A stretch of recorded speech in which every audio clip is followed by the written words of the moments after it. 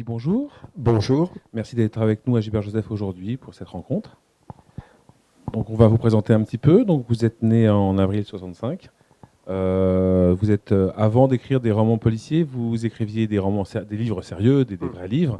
Vous étiez politologue français. Vous avez écrit, alors je lis parce que c'est compliqué, Éléments de géographie électorale à travers l'exemple de la France de l'Ouest. Vous avez aussi écrit Mont-Saint-Aignan. Voilà, beaucoup de livres sur la géographie, sur la politologie, c'est comme ça qu'on dit, je crois. Ouais, la science politique, quoi. Voilà, la science politique. Et alors, justement, comment on passe de ces livres sérieux aux petits polars qu'on lit aujourd'hui et qui sont, comme chacun sait, par de la vraie littérature? Non, je ne crois pas que moi, ça soit passé comme ça, c'est-à-dire que je sois passé d'un genre à un autre. J'ai toujours écrit depuis mon enfance, voilà, des choses diverses et variées, à l'adolescence, jeune adulte, donc j'ai toujours écrit. Et puis, comme tout le monde, voilà, j'ai fait des études, j'ai fait une maîtrise, j'ai fait une thèse, j'ai été recruté à l'université. Donc j'ai toujours fait les deux en quelque sorte, et même en tant qu'étudiant, on est amené à faire des dissertations, des dossiers, etc. Donc finalement, quand j'écris un article scientifique ou même un livre scientifique, c'est le prolongement de travaux très sérieux qu'on est amené à faire quand on étudie. Et en parallèle, je continuais, par exemple, de lire des choses très sérieuses pour mes études, pour ma thèse ou comme chercheur. Et je continue de lire des polars ou de la littérature générale pour me faire plaisir. Donc, je ne pense pas que ce soit l'un puis l'autre. C'est vraiment deux choses assez différentes. L'une, c'est mon métier, même si c'est beaucoup de plaisir d'être chercheur à l'université. Et l'autre, c'est un loisir qui prend évidemment beaucoup plus de place aujourd'hui ou qui est très médiatisé aujourd'hui, mais ça reste avant tout pour moi un loisir. Voilà, même si un jour j'en fais mon métier, ça restera, j'espère, encore un loisir. Donc voilà, donc les deux se marient assez bien. Alors après, c'est vrai que ce qui est très amusant, c'est que c'est vraiment deux écritures très différentes. Sans rentrer, on pourra en parler très longuement, mais par exemple, quand j'écris un article scientifique ou un livre scientifique, parce que vous avez dit j'étais politologue, mais je suis encore politologue pour l'instant. Par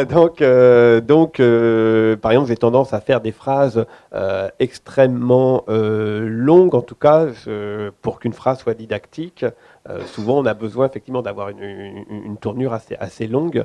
Et à l'inverse, quand j'écris des romans, pour faire naître l'émotion, pour faire naître le rythme, j'ai tendance à faire des phrases plus courtes. Donc, c'est pas du tout la même chose. C'est-à-dire, dans une écriture de roman, on cherche avant tout à faire naître une émotion, à faire jaillir des images, à faire ressentir un rythme. Enfin, voilà. Donc, on est vraiment dans un rapport direct à l'émotion. Alors que quand on écrit un article scientifique, on est dans la compréhension, on est dans quelque chose qui est pédagogique. Donc, on va trouver des tournures qui permettent de rendre quelque chose d'intelligible de façon claire et mesurée. Donc on est à l'inverse pas du tout dans l'émotion, mais au contraire dans la tentative d'objectivité, donc une tentative de mesure et donc c'est pour ça qu'il faut souvent mettre des parenthèses, des phrases longues, parce qu'on met beaucoup de nuances dans ce qu'on veut avancer, alors qu'à l'inverse, un roman, on peut se lâcher, et au contraire, on n'a pas aucune nuance à donner. Si on est dans la peau d'un personnage qui est caractériel, et bien voilà, il va être caractériel dans son expression. Voilà. Donc à la limite, c'est très confortable parce que ça me permet d'avoir deux modes d'expression radicalement différents. Et c'est très bien parce que des gens qui ne seraient qu'écrivains, par exemple, s'obligeraient peut-être à mettre des choses très pédagogiques ou éventuellement très objectives dans des romans, ce qui peut parfois détourner de la façon de raconter une histoire. Merci. Alors, du coup, en parlant d'écriture, c'est une question que j'ai un peu posée à tous les intervenants ici. J'ai remarqué que la plupart des auteurs venus ici m'ont parlé de deux genres d'écriture. La première, c'est ceux qui ont, comme Elroy, je prends toujours cet exemple-là, mais un plan excessivement détaillé. Je crois qu'on dit qu'Elroy a plus de 1000 pages de plan pour un bouquin de 300 pages. Tout est prévu. Et une fois qu'ils ont eu tout le travail de plan, l'écriture vient derrière.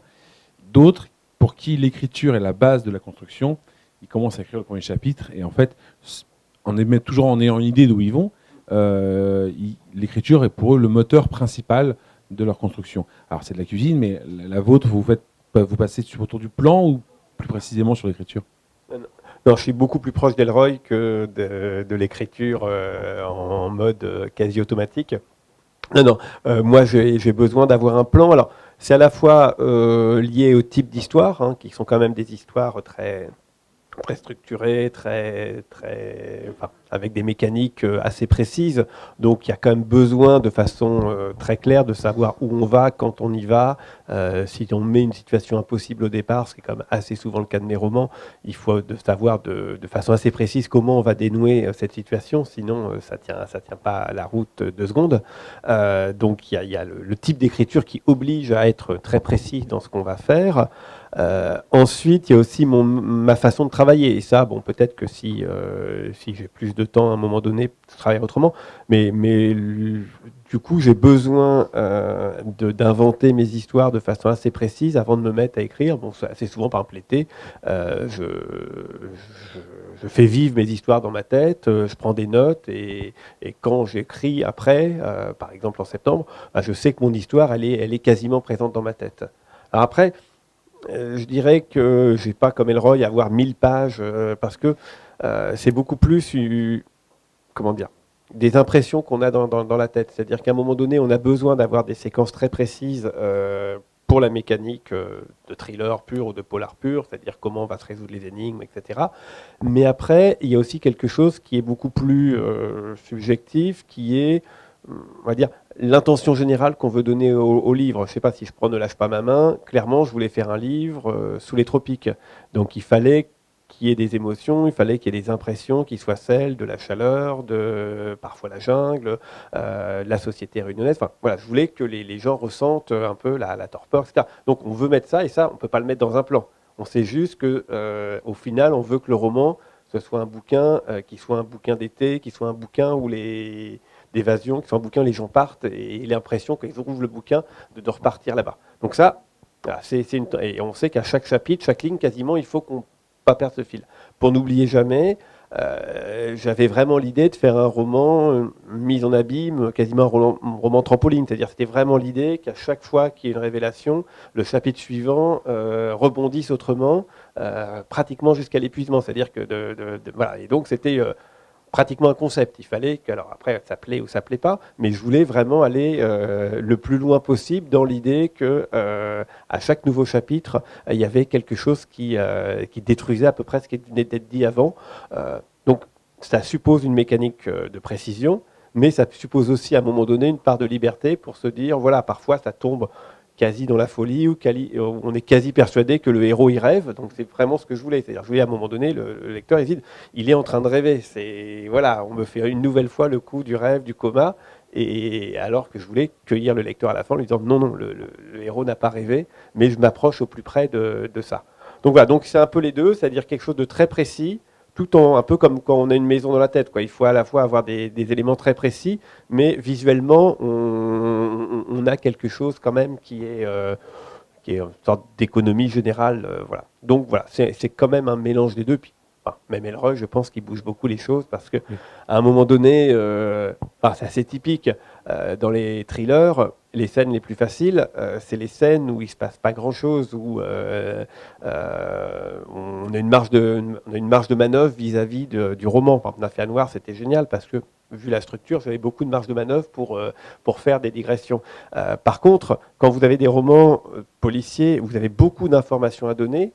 Ça, sont des scènes assez compliquées parce qu'à la fois, il faut que vous donniez des informations très factuelles, sans que ça apparaisse comme un PV de gendarmerie. Donc il faut noyer le poisson autrement. Et parfois, vous dites, bah, ça va tenir en un chapitre, c'est bon, j'ai réglé ça, et puis je peux me faire des scènes plus originales, plus drôles, etc. Sauf que non, parce que vous apercevez que pour que la scène passe bien, vous n'avez pas besoin d'une scène, mais dans 3 ou 4 pour faire passer. Et du coup, ça vous oblige à revoir tout votre plan, parce que 4 scènes de suite où des gendarmes sont en train de discuter pour discuter des preuves, c'est illisible.